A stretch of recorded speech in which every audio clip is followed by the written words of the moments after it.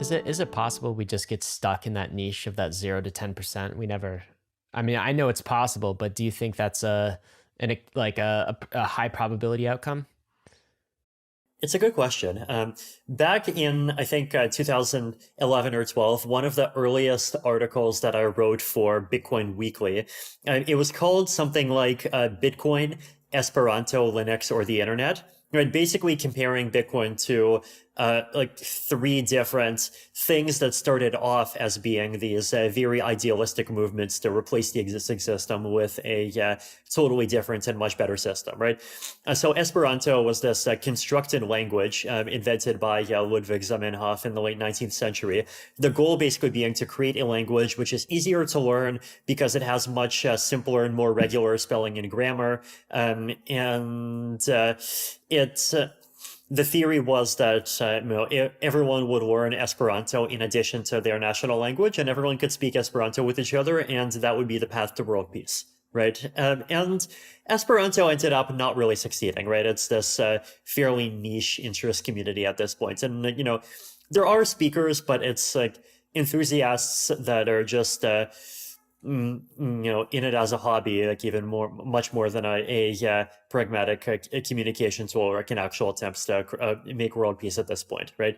And which is like sad. I personally love. Like I never learned Esperanto super deeply, but it's a really cool language. I think the world probably would have been better if it got much more adopted. What's But cool about it, by the way, just to nerd out for just a second, is it a combo of kind of like, I mean, is it some sort of Latin derivative, or this is really based from yeah, scratch? They built a new language right. from the ground up, so it's Well, different. it's Esperanto is interesting. So, like, I have this like combination of very like positive and critical views of it. I think the critical view is basically that it's a language that strove to be universal, but actually ended up being like very European specific. So, like, for example, the way that you make a plural in Esperanto is you add a J, and a J is pronounced Y, right? So kind of like how in Eastern European languages or in German, right? So if you want to say if you want to, I think what like try and think of like good examples for nouns in Esperanto. This is like I think homo is like a person, and homoi is people. Let me just check that quickly. But and then you have like the n, which is which is the accusative case, right? The accusative case is like the same, like how in English you like if you're doing something, you say I am doing something. If someone's doing something to you, you say someone's doing something to me. So I is the nominative and me is the accusative. So a lot of European languages have that for nouns and as well as pronouns, and Esperanto has that for nouns as well. So it has a lot of these very European specific features, but at the same time, the good is that it is extremely regular. So it's even um, things like so like English, for example, right? Like you have words like who, what, where, when, why. And then you have like, well, that, because, therefore, at that time, right? And so, or if you want like the negative, then you have no one, never, for no reason, right? And like you have this kind of 2x2 table that's really complicated. In Esperanto, it's like it's an incredibly clean system where like I think it's the first half of the word is like, do you mean which? Do you mean that? Do you mean no one? And then the second half of the word is like, are you referring to a person? Or are you referring to a time? Or are you referring to a place?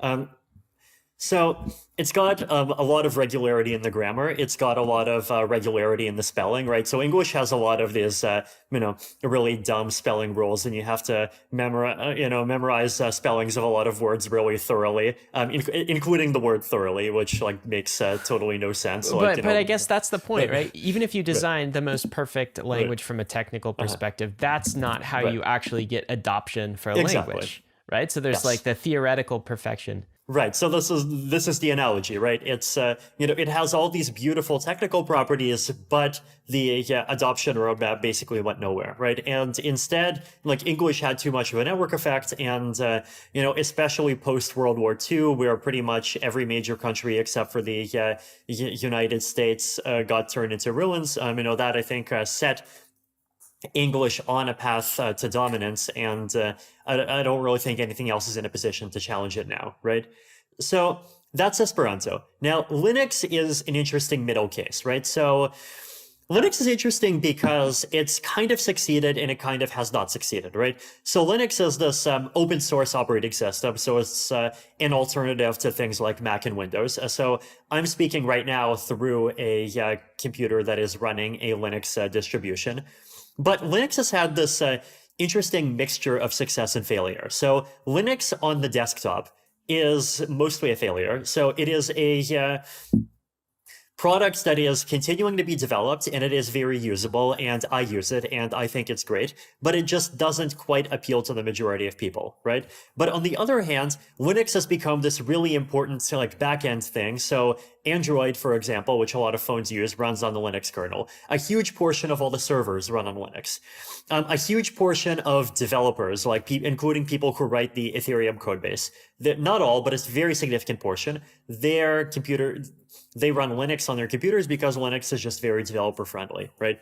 So there's a lot of specific communities and specific applications in which Linux is very entrenched. And then there's this permanent dream of Linux as an open source operating system becoming this thing that really takes over for everyone, but that just ends up never quite succeeding, right?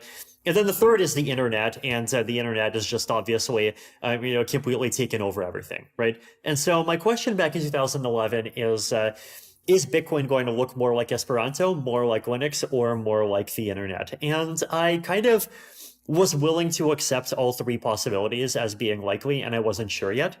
I think today cryptocurrency is way past being Esperanto, right? The question is like, how Linuxy is it going to be, or how internety is it going to be? And I don't know. I mean, it's very possible that it's going to be in the middle, right? So like, it's very possible that, well, just one example, in developed countries, it's going to be like Linux on the desktop, but in the developing world, it's going to become like ubiquitous.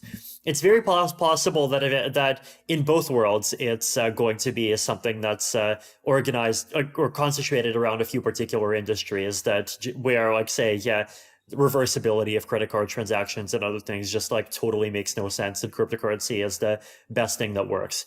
It might just be something that people have as a store of value without really using day to day, and when a big crisis comes, it just becomes suddenly really important for people and people appreciate it, right? Or it's possible that the next basically all of the infrastructure of the next wave of technology is going to be built around Linux, built around cryptocurrency, right? Hopefully cryptocurrency and Linux. That would be more the Web3, that last piece of like Exactly. the Web3 meme.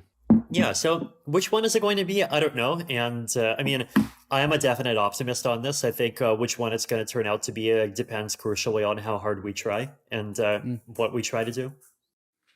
Interesting. So you actually think that we have a lot of agency over the outcome of whether or not crypto actually replaces the internet or just provides a few very useful applications? I think absolutely. I think it's actually really important for like good people in the Ethereum space to recognize that they have agency and exercise it, because I think if good people act passive, then the things that take over just are going to be, the drama queens of the world, right? And like, I think we as people trying to build actually meaningful things, have a responsibility to work hard to drown out the drama queens. And that's a challenge. And I think sometimes we do worse, sometimes we do better, but we got to try. If you enjoyed all of that, then you'll absolutely love the Bankless newsletter. Join over 300,000 fellow readers, all for free. Click below to sign up.